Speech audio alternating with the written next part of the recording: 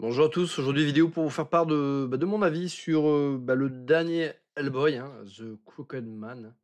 Alors, je ne sais pas si je l'ai bien prononcé. C'était un film que j'attendais sans trop y croire, hein. Parce que dès que j'avais vu les premières bandes annonces, je flippais un max.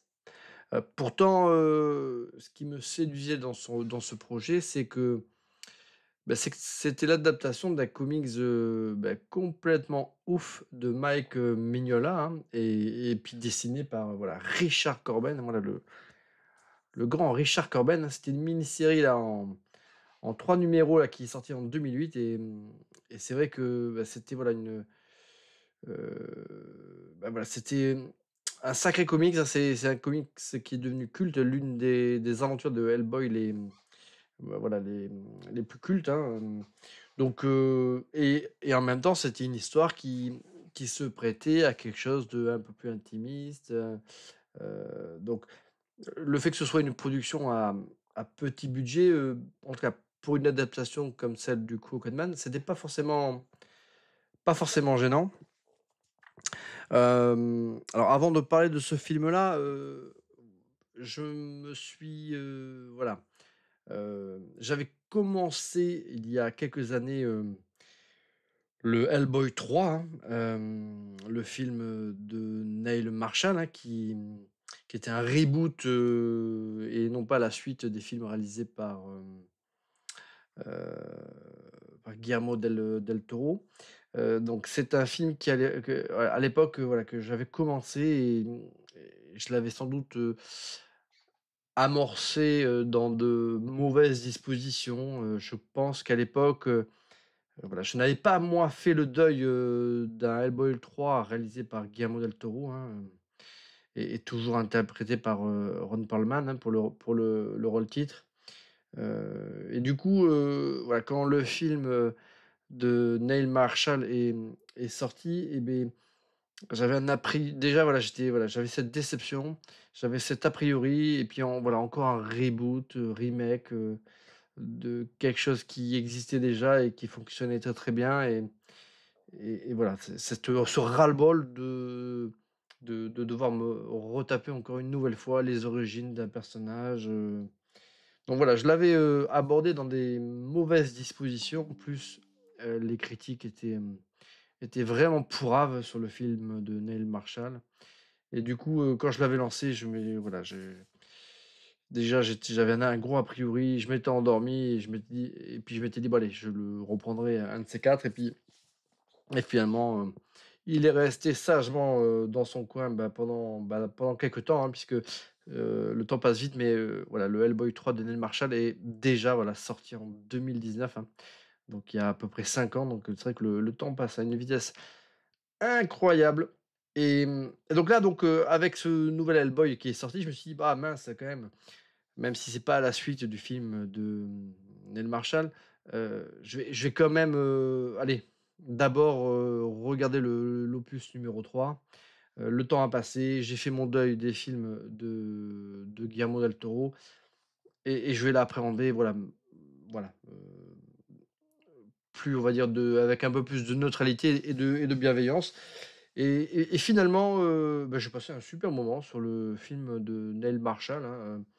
Alors Neil Marshall, c'est vrai que, souvent, on c'est un réalisateur qui doit prouver à chacun de ses films, hein, qu'il est talentueux, mais finalement, moi, avec rétrospectivement, Neil Marshall, j'aime, pratiquement tous les films qu'il a réalisés, hein, que ce soit Descent, Centurion, voilà le survival horror à l'époque, romaine, mais, dans la période, conquête, du Royaume-Uni, hein, de la Grande-Bretagne, hein, à l'époque, voilà, de la présence des Romains en Grande-Bretagne. Bien sûr, Dog Soldier, hein, qui est sans doute pour moi, à mes yeux, le meilleur film de loup-garou. Franchement, Dog Soldier, c'est un chef-d'œuvre. Doomsday qui, bah, sur certains aspects est un peu nawak, mais finalement, j'adore ce film. C'est un film que j'aime revoir malgré tous ses petits défauts, hein, ce mélange de New York 97, de Doomsday, voilà, de Doomsday, de Mad Max, bah, je trouve que ce film, il est, bah, voilà, il est excellent. Avec, Ronan Mitra, je sais pas si c'est comme ça qu'on le dit, mais, bah, qui est incroyable dans ce film, en plus d'être, très, très joli. Voilà, Doomsday, bah, voilà, c'était très, très cool. Qu'est-ce qu'il a fait d'autre? Il a fait, The Reckoning, un film, bah, pareil, sur les sorcières, sur un procès de sorcières, bah, ça, c'est pareil, ça, c'est un film, que j'avais appréhendé avec pas mal d'a priori et puis finalement que j'avais trouvé très, très cool aussi. Il en a fait un autre, The Lair, que je n'ai pas encore vu, hein, qui est un petit budget, une petite production horrifique, avec pas mal d'effets pratiques, donc je pense que ça devrait me plaire, hein, puisque les critiques, que j'ai pu entendre ici ou là, bah, finalement, bah, moi, c'est le genre de choses que j'aime, hein, même le côté l monstre en latex comme on peut l'avoir dans, comment il s'appelle ce film-là? Ça va me revenir, je déteste, de pas me rappeler d'un film quand il faut que je le cite, et beh, ça me reviendra après la vidéo, comme d'habitude. Enfin voilà, j'aime bien, voilà, je préfère de toute façon un monstre, en effet pratique, même si effectivement on sent le côté, bah, parfois latex, voilà, plutôt que du full CGI, donc voilà, donc The Lair, ça c'est un film que je n'ai pas vu que je verrai, avec grand plaisir. Donc bah, le Hellboy, 3, bah, ma foi, c'est pas un chef-d'œuvre, hein, ça c'est clair. Par contre, bah, on sent quand même que c'est un blockbuster, avec un niveau de production médiocre, hein, puisque je crois que c'était 50 millions de dollars, donc c'est pas non plus, une production de Marvel à 150-200 millions de dollars. Mais en tout cas, le budget, on le voit à l'écran. Il y a des choses qui sont, bah, très, très cool, hein. Mila Jovovich, bah, elle ne vieillit pas, elle est toujours aussi sublime et charismatique. Il y a plein de petites idées que j'ai trouvées très, très cool, notamment, bah, voilà, quand Hellboy se retrouve, chez la sorcière là Ac qui a plutôt voilà, qui a des, on va dire des talents, on va dire divinatoires, ça j'ai trouvé ça très, très cool. Le lien avec, la mythologie arthurienne, même si c'est un peu what the fuck, bah, j'ai trouvé ça ultra fun. Quand, voilà le climax, quand un certain nombre de démons sont libérés sur terre et détruisent tout, avec des effets gore qui vont avec, j'ai trouvé ça, bah, pareil excellent. Donc c'est un film qui n'est pas dénué de faiblesses, hein. Il y a, voilà, des scènes, encore une fois un peu what the fuck comme, la scène de catch, au début du film où il y a également, comment dire? Heu, non, même avec les géants, c'est même pas what the fuck, j'ai trouvé ça plutôt fun. La grosse faiblesse dans ce Hellboy, alors c'est même pas David Harbour dans Hellboy parce que je trouve que finalement, bah, moi je trouve que ça passe même plutôt bien. C'est ce qui faisait l'une des grosses forces des films de Guillermo del Toro, c'était le background, le développement de l'univers, les acolytes de Hellboy qui étaient mais ultra classe, ultra intéressants dans les 2 films. Alors que là, ces 2 acolytes, ils sont génériques, ils ont pas de charisme, ils sont inintéressants, le background de tout l'univers, de Hellboy, il est quand même, pas très, très développé. Donc voilà, c'est la grosse faiblesse de ce film, voilà, le manque de développement de l'univers. C'est les personnages secondaires qui sont pas très intéressants. Hem, les motivations, de la menace, représentée par Mila Jovovich, c'est pareil, c'est pas un personnage qui est ultra développé. Mais bon, globalement, voilà, j'ai trouvé que ce Hellboy 3 était, beh, tout à fait honorable, contrairement contre toute attente, hein. J'ai passé un super moment. Heu, voilà, c'est un film que je regrette pas d'avoir acheté en son temps, en Blu-ray, hein, donc franchement, ça reste une bonne production et puis compte tenu aussi de ce qu'on a pu de ce qu'on a pu avoir sur ces dernières années en termes de blockbusters un peu foireux, je trouve que celui-ci finalement était tout à fait honorable. Le final de cet Hellboy, promettait, des choses plutôt cool, notamment avec une scène post, générique où où on va dire ce trio, découvrait en tous les cas le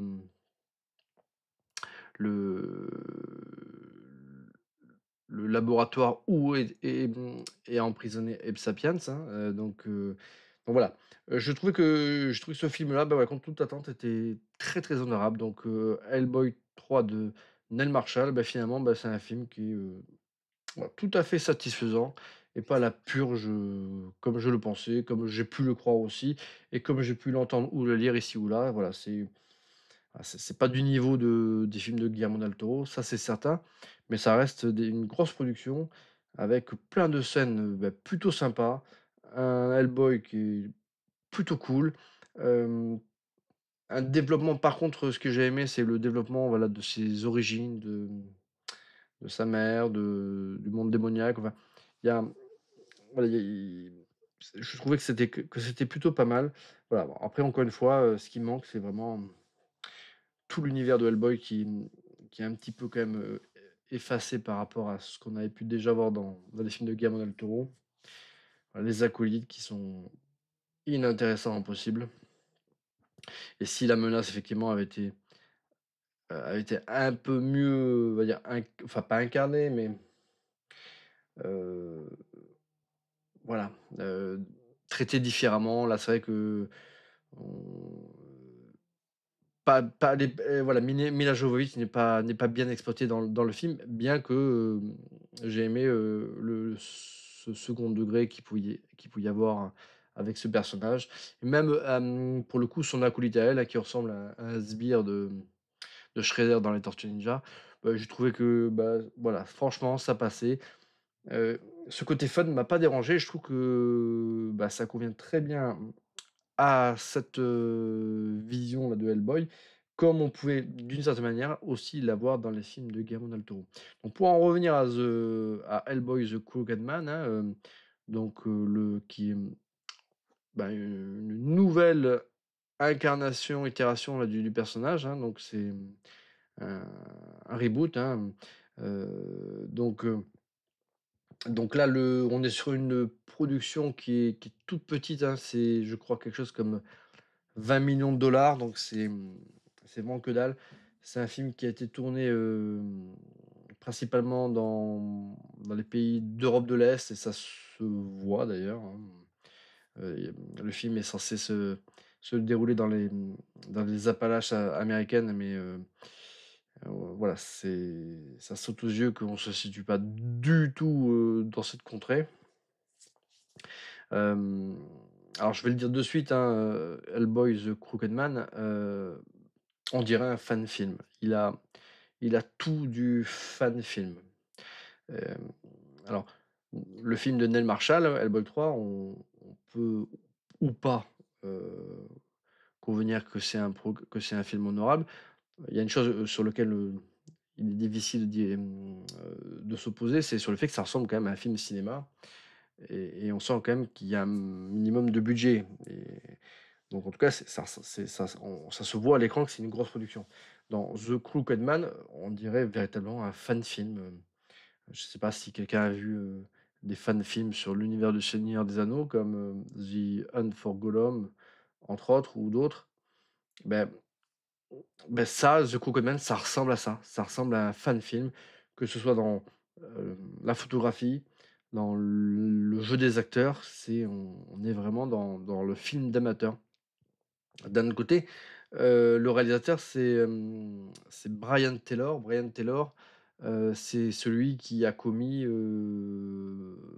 alors il a pas fait tout seul, hein, puisqu'il a la plupart de ses films, il les a fait en co-réalisation, mais il a commis, Ghost Rider 2. Alors Ghost Rider 1, avec Nicolas Cage, c'était naze, mais il y avait, certaines scènes qui, en tout cas, étaient relativement graphiques, mais le film était quand même vraiment vraiment pourrave. et le 2, bah, alors le 2 il était, c'est toujours pareil avec Nicolas Cage, mais c'était, il était affreux ce film avec des CGI, mais dégueulasses et voilà et ça c'était Brian Taylor.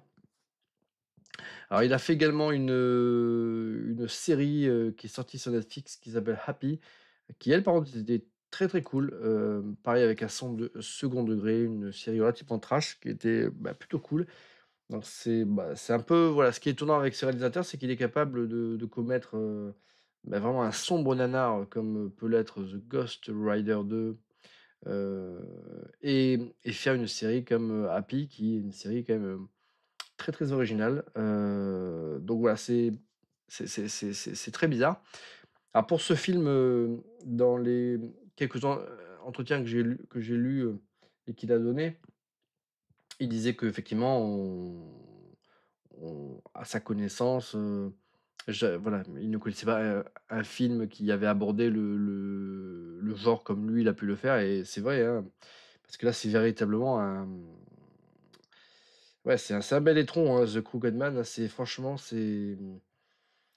je m'attendais pas à ça. Bah, surtout après avoir revu juste avant, Hellboy 3, où du coup, bah, j'avais été agréablement surpris, et ben là, je m'étais dit: «Bon allez, au pire, bah, je serai déçu par l'histoire, par le personnage, par le développement du background, mais là, j'aurais l'impression de voir quand même un gros film quand même». Enfin, là, j'ai vraiment l'impression de voir d'avoir vu un fan film. Alors, il fait 20 millions de dollars, mais c'est qui est pas beaucoup pour une production américaine. Mais en fin de compte, je vois même pas où ils sont ces 20 millions de dollars en fait, je ne sais pas, c'est un mystère ce film, enfin, voilà, on voit des productions, on voit encore une fois, on prend Godzilla Minus One qui a coûté 15 millions de dollars. On voit certaines grosses productions françaises qui coûtent entre 15 et 20 millions de dollars. Enfin, heu, on a un film comme, je l'ai pas vu, mais Terrifier 3, qui en a coûté 2 et donc 20 millions de dollars, bon, c'est à la fois pas beaucoup pour un blockbuster, mais en tout cas, pour un traitement comme il l'a voulu, de Hellboy en adaptant une histoire quand même relativement intimiste, dans un contexte quand même, assez isolé, qui ne nécessite pas forcément beaucoup de décors, voilà, reconstruits en studio et autres. Bah, c'était quand même un budget quand même qui était, bah, finalement assez important. Surtout, filmé, voilà, en Europe de l'Est, avec des coûts de production qui sont quand même, très, très bas. Donc voilà, ça c'est un mystère, alors il se dirait que ce film, il a été tourné vraiment à l'arrache pour que, bah, pour une question de droit, voilà, il y avait cette obligation de tourner rapidement un film pour pas perdre les droits. Bah, je sais pas si c'est uniquement ça qui a justifié, en fait, l'adaptation de ce film puisque, encore une fois, quand on écoute, Brian Taylor, parler de son film, eh ben, on veut croire à son projet, à la sincérité de son projet et c'est vrai que lui, il a vraiment l'impression, d'avoir réalisé un putain de chef-d'œuvre, et là non, c'est pas possible. Alors, c'est le gros paradoxe d'ailleurs aussi de ce film, hein, The Cocomelon, c'est que c'est un film qui, dans son scénario, est relativement fidèle aux comics, qu'il adapte. Les grandes lignes, elles sont là. Heu, Par contre, beh, voilà, il suffit pas d'avoir, on va dire, l'idée, c'est la manière dont cette idée est interprétée. Donc dans le comics de Mike Mignola, bah, il y avait effectivement, bah, Mike Mignola, aux manettes au niveau du scénario, il y avait, Richard Corben au niveau de la mise en page, de l'aspect graphique, qui en tout cas en BD joue énormément, dans la mise, en ambiance. Ouais, donc forcément, bah, en comics, il y a tout l'aspect graphique joue énormément dans, la contextualisation, dans l'ambiance, dans la création de l'atmosphère. Bon, ben là, dans un film, bon, bah, il faut jouer sur d'autres leviers, hein, mais là, on a une photographie, qui est dégueulasse. On dirait effectivement, encore une fois, un fan film, il y a aucune recherche au niveau du traitement de la lumière. Dans la manière dont c'est filmé, beh, pareil, c'est filmé plus ou moins comme un fan film, voilà. Les décors naturels dans lesquels évoluent les personnages, bah, c'est même pas une belle forêt, c'est même il y a pas de beaux paysages, il y a pas de beaux plans. Hem, Après il y a quelques décors qui sont sympas, comme la cabane là dans les bois, l'église, il y a le décor final, hein, voilà la maison à la fin du film aussi, dans le climax. Voilà, il y a des décors, on va dire, naturels, voilà, de lieux qui sont, on va dire, honorables parce qu'ils paraissent authentiques. Mais après, voilà, à côté de ça, on a une hiss voilà, dans le comics de mémoire, bon, ça fait longtemps que je l'ai pas lu, mais de mémoire, bon, Hellboy, qui mène son enquête, il est c'est pas le personnage principal, hein, c'est plutôt le personnage, qui l'assiste, hein, je sais plus comment il s'appelle, je vais le retrouver, ouais, ce Tom Ferrell là qui, heu, qui est dans cette histoire et il revient au pays et il est confronté, on va dire, à son passé, heu et notamment, parce que voilà, dans la demeure familiale où il a grandi, et dans cette région-là, il y a tout un voilà, un folklore américain, heu, tout ça c'est imprégné voilà de comment dire? De sorcellerie. Lui, il a effectivement dans son passé un lien quand même assez tenu avec, une sorcière. Donc, dans ce film, en revenant sur cette terre, il est confronté à voilà, à ce passé qui se rappelle à lui et il y a ces 2 menaces, on va dire, auxquelles il va devoir faire face, donc notamment voilà, cette sorcière qu'il avait connue, dans son enfance et ce Crooked Man, hein, l'homme tordu, dans sa traduction française, qui est la personnalisation vraiment d'une entité démoniaque quasi cosmique. Hem, alors dans le film de Brian Taylor, ce Tom, Ferrell, il est présent mais on peut pas dire qu'il soit, aussi important, dans ce film-là qu'il l'est dans le comics et du coup, comme c'est une histoire qui tourne essentiellement autour de lui, de son passé, heu et de la tragédie qui l'a frappé, tout l'aspect, émotionnel, ça tombe parce que ce personnage-là dans le film, il est traité de manière trop légère et on reste vraiment, à côté, on va dire, voilà, à côté des événements. On est un peu comme le Hellboy dans ce film, hein, on est là, mais sans être là.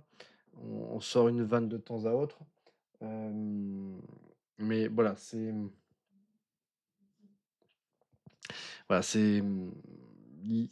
reste quand même relativement impersonnel. Heu, L'apparence du Hellboy dans ce film est honorable. Voilà, je trouve qu'il y a eu des critiques, sur l'apparence de cet Hellboy. Je trouve que, bon, franchement, il est tout à fait honorable. Après l'acteur qui l'incarne, dont je n'ai pas le nom, on peut pas dire qu'il l'incarne avec, brio, mais en VO, voilà, c'est pas désastreux. Mais on va dire ce personnage-là, il est un peu quand même, voilà, il est un peu spectateur des événements plus qu'acteur. En fait, dans ce film-là, c'est un peu ça le problème, c'est qu'il y a pas véritablement de personnage sur lequel on va s'attacher. Le Hellboy, il est vraiment, voilà, spectateur hyper passif et son acolyte et dont je n'ai plus le nom, une femme, ça c'est pas qui enquête avec lui, pareil, elle est inintéressante au possible et Tom Ferrell, lui, c'est pareil, on s'attache pas à ce personnage puisque, voilà les, on n'en sait finalement pas assez sur lui et même dans sa manière qu'on a lui de le voir, se confronter à son passé, je sais pas, il y a une distance, par rapport aux événements, par rapport aux entités, avec lesquelles il est confronté ou enfin, je sais pas, c'est on on s'en fout, en fait, de son histoire et bah, moi, j'aurais été Hellboy, je me serais barré de là, je l'aurais laissé se démerder avec ses problèmes parce que on s'en fout de ce personnage, en fait. Donc bah, c'est un peu le gros problème de ce film-là. Après, voilà, il y a quelques bonnes idées. Le film, il est chapitré un peu à la manière, bon, un peu comme la BD avec, chaque chapitre porte un nom, mais on peut pas dire que le film en tire véritablement parti. Hem, les effets spéciaux, bah, ceux qui sont faits en effets pratiques, ça va à peu près. Par contre, dès qu'on est sur des effets numériques, bon, on a l'impression d'être sur une production Asylum ou Full Moon, mais c'est vraiment du CGI, mais dégueulasse. Hem, donc franchement, bah et puis ça commence dès le début du film, hein, puisqu'à un moment donné, ils sont dès le début du film confrontés à une araignée géante, mais elle est en CGI, mais comme rarement j'ai vu aussi dégueulasse. Ça vraiment, on dirait une production Full Moon, ou de Fred Olen-Ray, on se dit, enfin, de toute façon, dès le début du film, on comprend qu'on est devant une grosse merde, en fait, hein. La seule chose, c'est qu'on se dit: «Bon allez, ça ressemble à un fan film». On n'est plus du tout dans le standard des films précédents. Mais allez, il se peut que au final, ce parti pris-là, ç ça amène quelque chose, d'original et et voilà et on espère peut-être une bonne surprise. On sait que ce sera pas un chef-d'œuvre, mais je me suis dit: «Bon allez, on va voir». Heu, peut-être que ce côté fan film réaliste va faire que, du coup, quand ça va partir en couille et qu'on va avoir des éléments horrifiques ou d'épouvante, et bah, ça va bien fonctionner et en fait, bah, même pas parce qu'il y a très, très peu d'éléments horrifiques, très, très peu d'éléments, d'épouvante. Heu, l'histoire, au bout d'un moment, enfin, je veux dire, si j'avais pas lu le comics, je pense que j'aurais pas compris grand-chose aux tenants et aux aboutissants, à pourquoi ce Crooked Man, quel est le lien avec la sorcière. Enfin, franchement, si vous n'avez pas lu le comics, vous risquez de pas comprendre grand-chose à ce film-là et je suis pas persuadé que vous irez au bout de votre visionnage, hein. Hem, donc c'est encore une fois, donc voilà, ce film-là, c'est un film qui est finalement très fidèle aux comics dont il est tiré, mais par contre, c'est une des pires adaptations de comics que j'ai jamais vues. Ou comment, voilà, transformer de l'or en merde. Donc et beh, malheureusement, je pense que ça fait partie des, ça risque d'enterrer la franchise pendant un bon bout de temps. Déjà entre Hellboy 2 et le film de Neil Marshall, eh beh, je crois qu'il s'était passé quelque chose comme pas loin de 10 ans, hein. Bon, bah, là, à mon avis, on est parti pour, pas mal d'années avant de revoir une incarnation là de Hellboy, voilà, au cinéma ou après, je pense qu'un personnage comme Hellboy, hem, si on vraiment on veut se référer aux comics, le format série, bah, finalement serait beaucoup plus adapté. C'est contrairement à ce qu'on pourrait imaginer, il y a pas forcément besoin d'avoir un budget de fou, hein, pour raconter un scénario de Hellboy, hein. Et encore une fois, donc, The Crooked Man, avec un budget de 20 millions de dollars normalement, ça aurait dû, avec un bon réalisateur, faire un film, voilà, un film excellent et au lieu de ça, ben, on a un direct to VOD, tout pété, hem et puis forcément, ben, on se dit que, bah, ce personnage-là, bah, ouais, encore une fois, voilà, il va être enterré pendant pas mal de temps et ça fait encore plus regretter, bah, le Hellboy 3 de Guillermo del Toro qu'on n'aura jamais. Et puis alors là, dans ce film-là, bon, voilà, j'en ai pas parlé, mais tout le background, l'univers de Hellboy, mais il y en a pas. Bon, après, encore une fois, dans The Crooked Man, c'était pareil, hein, c'était une histoire quand même très intimiste. C'était un one shot quasiment, c'était, une histoire dans l'univers de Hellboy, mais voilà, mais après, c'est ce que je trouvais plaisant dans ce film-là, c'est que c'est voilà, c'était un film qui normalement aurait dû se suffire à lui-même, comme le comics en son temps. Mais voilà, c'est un film, alors est-ce que enfin non, je pense pas que Brian Taylor ait été, bridé, muselé sur ce film-là. Je crois qu'il a fait à peu près tout ce qu'il a voulu, hein et puis encore une fois avec 20 millions de dollars pour adapter The Rocketman, c'était largement suffisant. Il aurait pu en faire un film d'épouvante, du tonnerre.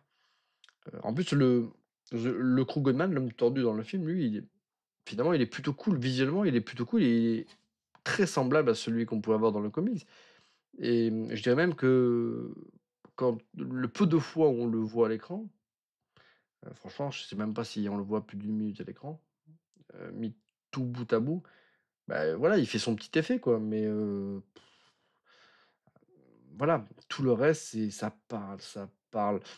Franchement, j'avais envie de pioncer. Ce film, il m'a pas fait flipper, mais il me donnait envie de me tirer une bastos dans la tête et ou de prendre un Doliprane et d'aller, et d'aller roupiller, l'un ou l'autre. Mais, voilà, The Crooked Man, je vous le conseille pas. Si vous n'aviez pas vu, Hellboy 3 de Neil Marshall, bah, je vous recommande si vous avez aimé les films de Guillermo del Toro et si vous aimez le personnage, en comics, bah, voilà, regardez plutôt le film de Neil Marshall, avec voilà, en le regardant avec, on va dire avec une certaine bienveillance, hein, et tout en peut-être en diminuant peut-être vos attentes aussi. Mais en tout cas, pour moi, ce Hellboy 3 était acceptable, tout à fait acceptable, honorable, ce qui n'est pas le cas là de ce Crooked Man qui est vraiment, ouais, pas un hold-up, hein, parce qu'ils vont pas gagner beaucoup d'argent avec ce film, hein, je pense et ils vont même en perdre alors que normalement un projet comme celui-ci, c'était quasiment assuré, on va dire, normalement là de au moins de se rembourser. Bah, alors là, ils vont à mon avis même perdre de l'argent, hein. Alors ce film-là, il est pas sorti au cinéma, mais bah, s'il était sorti au cinéma et si vous aviez dû payer 10 ou 15 euros pour le voir au cinéma, je crois que vous auriez pété un câble. Donc franchement, ça vaut même pas le coup là de le louer en VOD. Je suis même pas sûr que si vous en faisiez l'acquisition, de manière pirate, franchement, je suis même pas sûr que enfin, en gros, que ça vaille le coup, ne serait-ce que de perdre, 1 heure et quart, 1 heure et demie devant ce film, hein. Même gratuitement, ça vous voilà, vous aurez sans doute beaucoup plus de choses intéressantes à faire que de regarder ce film qui va vraiment, voilà, vous saouler, vous ennuyer. Et puis voilà, ça ne monte jamais, vous attendez pas à ce qu'à un moment donné, il y ait une fulgurance. C'est nul, nul à chier, c'est nul à chier. The Crooked Man, c'est une grosse daubasse, voilà et voilà, beh, je pense que vous l'aurez compris. Je vais en finir avec cette vidéo, bah, trop, trop longue, hein, et puis moi, je vous recommande, plutôt, bah, voilà, d'aller voir, Terrifier 3, comme moi, si vous avez une salle près de chez vous qui le diffuse, bien évidemment. Et je vous dis moi à très bientôt pour une prochaine vidéo les amis.